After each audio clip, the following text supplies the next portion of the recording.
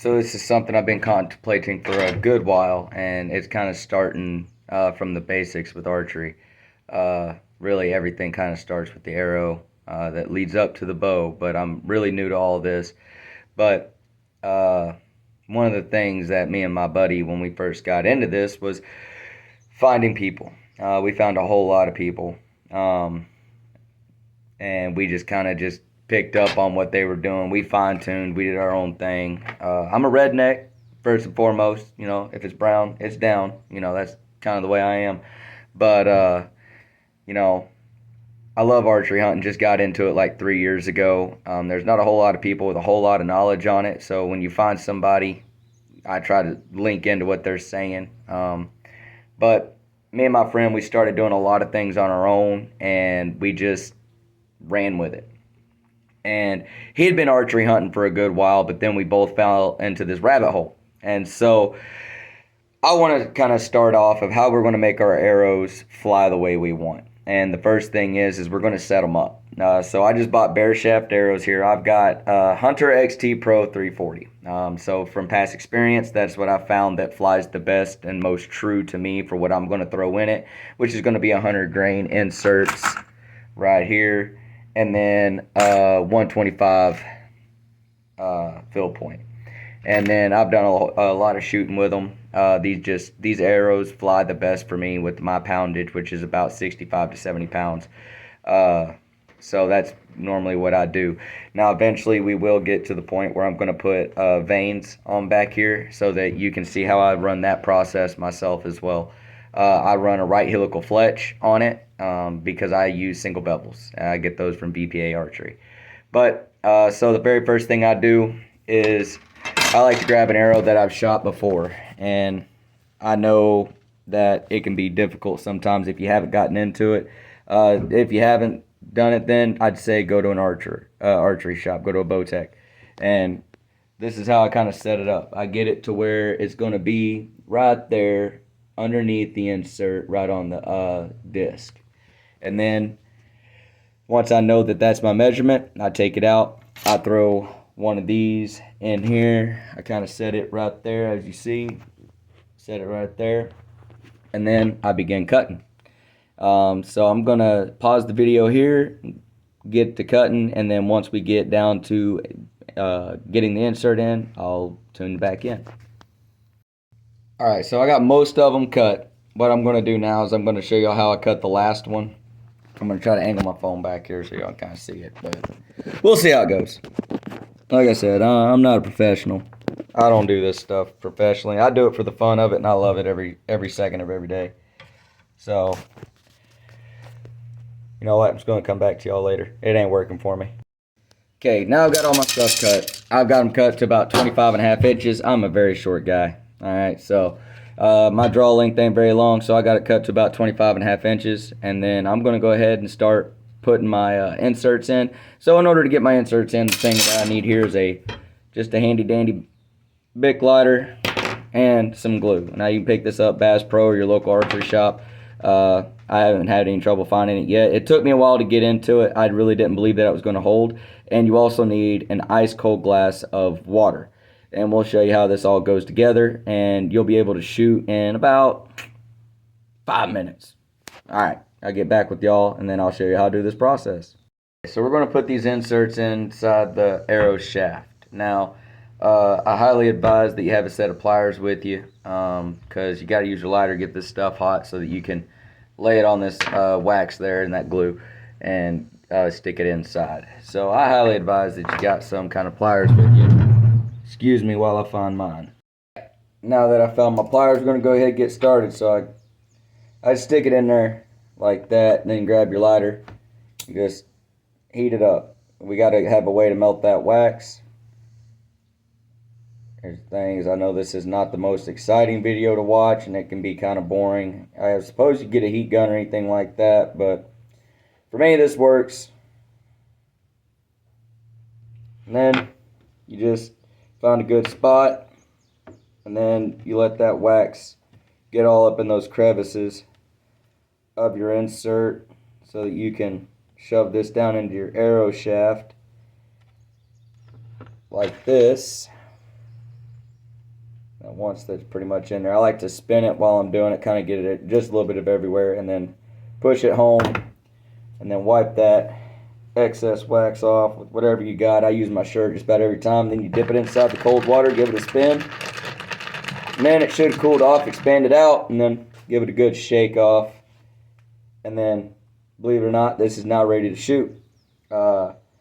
It's pretty quick, actually. So I've got about 5 more of those to do. So once I'm done, we'll get into paper tuning the arrows and making sure they shoot, well, what the term says, straight as an arrow. So I got 5 more. I'll catch up with y'all. Appreciate it. All right, so now I've got all 5 of my arrows all put together now with 100 grain inserts. So another thing with this glue that I use, right, is you heat it up on that insert, and then you stick it on there, get it all over, and then put it in. Put it in that ice cold water. You're ready to shoot. Now, let's say it took a lot of plugging and playing to get to where I figured 100 grain insert's good for a brand new arrow for the way I am. So depending on the different person, anything like that, also depending on the arrow, is depending on what you're going to put in here. So I just have come to realize that for me, 100 grain inserts is the way to go. I've tried different variants. I've also had to go through many different field points and weights and figure all that stuff out. Last year, I spent a lot of money on things that I'm like, oh my God, this has got to be the right way. This has got to be the right way. This has got to be the right way. Then me and my buddy started plugging and playing. It was not the right way, but I figured it all out, and I was able to be ready for the hunting season. So what we're going to do next is that right there behind me. That is my paper tuning setup. Now, again, like I said, I'm a redneck, and I just do the best I can. So what I've done is, all you got to do is go get yourself some paper. And I've got this little stand here, obviously. It's awesome. But I've got that stand there, and what it is, it was a coat rack. Well, my wife doesn't want it in the house no more, so I've repurposed it. And what I've done is I've grabbed some Walmart paper, just a roll of Walmart paper, and stuck it on this rail here. And then I just started the roll right here. And so what I plan on doing is I'm going to shoot my arrows into that paper. Now, on the other side of that paper, I have a target. And what I'm going to do with that is I need that paper to be about 7 yards from where I am. So I got a rangefinder back there. So I want to be able to make sure I hit this target. So I'm going to kind of line it up. So there's my target there. And then I'm going to put my arrow in it and pretty much do the best I can in making sure that I can shoot what I'm supposed to shoot. So any archer will tell you that a Sharpie is your best friend. Now, I'm not sponsored by anybody, but I'll tell you what, a good Sharpie goes a long way. And then I just make a small dot. Now, the big thing is aim small, miss small, right? If you haven't heard it yet, you'll hear it eventually, right? But, so that's kind of my setup. And that's what it's going to look like. It's a small dot. I'll be able to see it. I'll be able to hit it. Then I'm going to hit my rangefinder and then just make sure that I'm about 7 yards away. I want to be as centered as I can to that dot. So I'm going to sit in this chair that I was sitting in earlier, and we're going to shoot a few arrows, and we're going to see if we can't get a perfect bullet hole. I'll show you some mess ups. Then along the way, I'll also show where I make corrections, and then I'll show you the final product of what I'm looking for. Alright, so what you're going to see me do now is I'm going to range my target. Now, I am sitting in my chair. I'm about as level as I feel like I can get to that target and that dot. So I'm just going to send it, and then I'm going to show you some techniques that I like to hold my bow with, and then we'll see how it goes. So, this is my bow. I got a Bear ADAPT, freaking about 65, 70 pound draw, and then I've got a True Fire release. Again, I just kind of go with basic, whatever. I got the bow actually half off. I found a pretty good deal, so I like that, right? But, so, as you're linking up, right, backing into the basics, right, get your stuff on there. The one thing you never want to do is fire a bow without an arrow in it. All right, it's going to blow up on you, and then you'll be turned off from bow hunting, and you won't want to do it, right? But, so, I like to start up, keep your finger behind that trigger, right? You don't want to misfire, and that arrow will just go flying anywhere, right?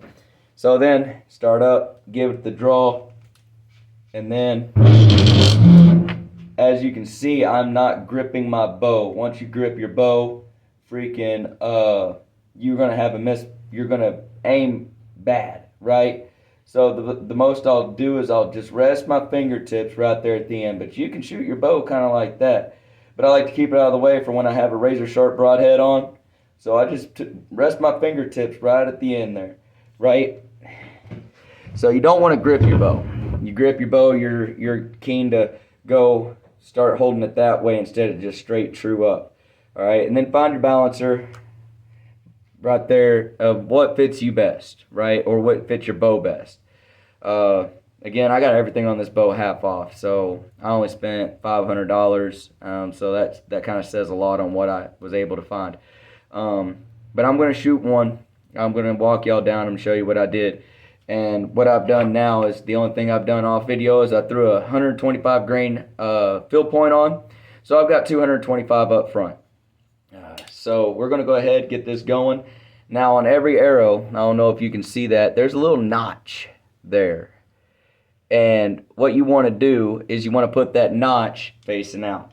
And I do that every time, right? It just keeps the same thing going. And then it really doesn't matter what's going on because even in the dark, I can feel that. So when I get out to my tree stand and it's dark as crap outside, I can feel that and I can go ahead and knock my arrow right at sunlight, and because I still can't see crap anyway, right? So I'm going to send one down. We're going to see how it goes, and I'll keep you on the line.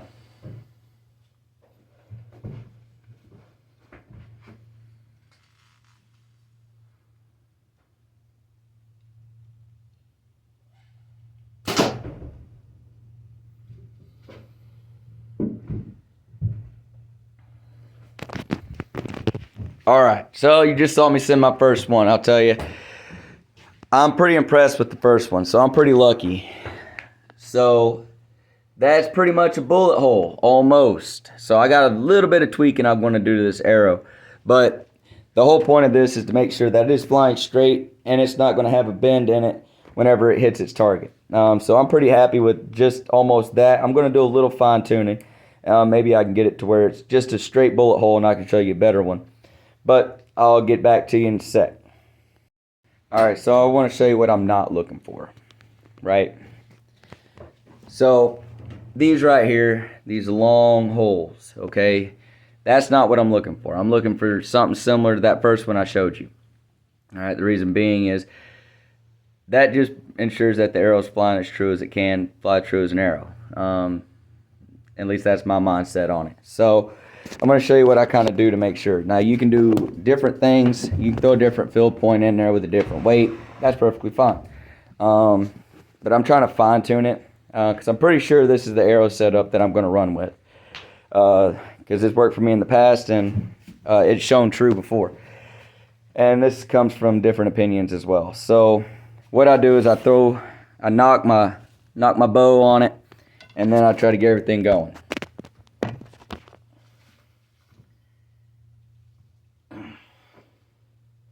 So I make sure I knock at the same time, every time, and then I just give it a little twist, alright? Now they do make measurements for the back of that, so you can actually do that. But that's what I do until I get to where I'm just right. Alright, so just after I got off the video with y'all, I pretty much got what I was looking for. Alright, it's pretty much back where we started, but it's a lot better than it was. So I think that's pretty good. Paper tuned arrow, and I'm happy with it. Sorry about that. But I'm pretty happy with it. So I got about 5 more to do. That could take some time.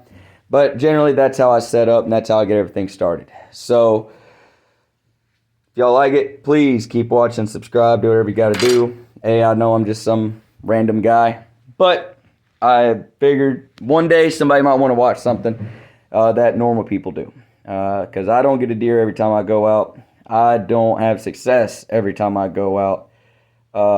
But I try, and I try, and I try. So that's got to mean something. So it's just a normal guy doing his normal thing. but I also want to teach people how to do things like this, just to get more out into the woods, because I think that's a very important part of life. Watch the sunrise, then you watch the sunset. It's a very beautiful thing. I enjoy it every time. I've never seen the same one of either. So stay tuned. I've got some more videos coming, and we're going to walk to archery season together, hopefully. So if you like what you watch, cool. If you don't, hey, keep scrolling. You ain't going to hurt my feelings none. But anyway, have a good one. I'll talk to y'all later. Have a great one. Bye.